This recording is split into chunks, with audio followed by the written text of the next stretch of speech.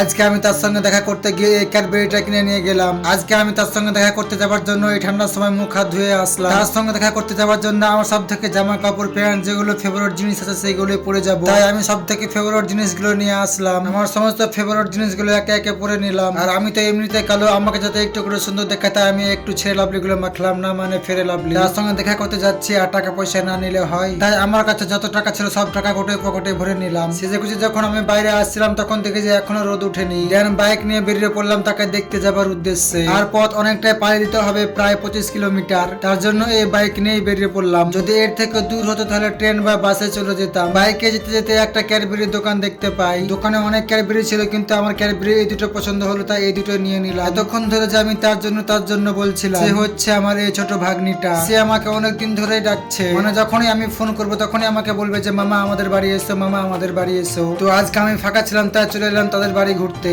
আর আমার ভাগ্নের ক্যাডবেরি খুবই পছন্দ, তাই তার জন্য এই দুটো ক্যাডবেরি নিয়েছিলাম। আর সে তো ক্যাডবেরি পেয়ে অনেক খুশি হয়ে যায়। এবার তোমরা চ্যানেলটিকে সাবস্ক্রাইব করে দাও।